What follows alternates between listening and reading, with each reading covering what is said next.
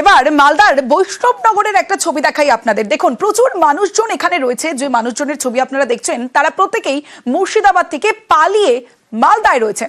ধুলিয়ান থেকে কালিয়াচকে শতাধিকের আশ্রয়, নদী পেরিয়ে মালদার কালিয়াচকে আশ্রয়। আরো বিস্তারিত বলবে প্রণব বন্দ্যোপাধ্যায় রয়েছে আমার সঙ্গে। প্রণবের সঙ্গে কথা বলবো। আরো একবার যে ছবি আপনাদের দেখাচ্ছি মালদার বৈষ্ণবনগরের ছবি, যেখানে মুর্শিদাবাদ থেকে পালিয়ে মালদায়, ধুলিয়ান থেকে কালিয়াচকে শতাধিকের আশ্রয়, নদী পেরিয়ে মালদার কালিয়াচকে আশ্রয়।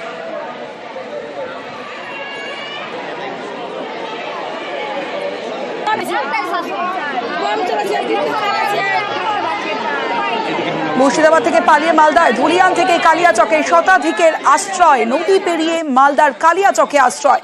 অশান্তির জেরে এলাকা ছাড়া শতাধিক মানুষজন, যে ছবি আপনাদের দেখাচ্ছি, মহিলারাও রয়েছেন সেখানে, সেই ছবি আপনারা দেখছেন মালদার বৈষ্ণবনগরে। সেখানে আশ্রয় নিয়েছেন শতাধিক মানুষজন, যারা মুর্শিদাবাদ থেকে নদী পেরিয়ে পালিয়ে মালদায় আশ্রয় নিয়েছেন। মুর্শিদাবাদে অশান্তির জের, মালদায় আশ্রয় মুর্শিদাবাদের শতাধিক মানুষের।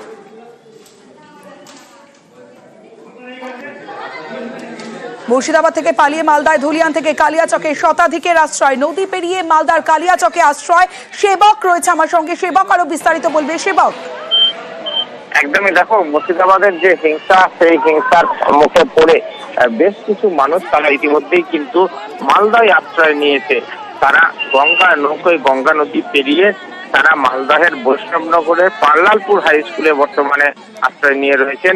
এদের বেশিরভাগই মহিলা ও শিশু, একসঙ্গে পুরুষ মানুষও বেশ কিছু রয়েছেন।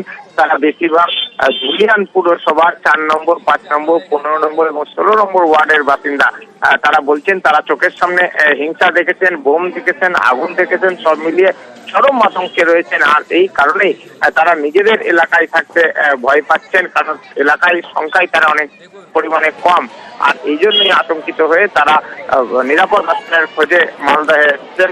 ইতিমধ্যেই এই ঘটনায় স্বাভাবিকভাবে চাঞ্চল্য ছড়িয়েছে স্থানীয় মানুষজন। মালদার বৈষ্ণবনগরের তারা এই যারা আশ্রয় নিতে এসছেন তাদের সাহায্যে এগিয়ে এসছেন। বর্তমানে পাল্লালপুর হাই স্কুলে ক্যাম্প চলছে। বেশ।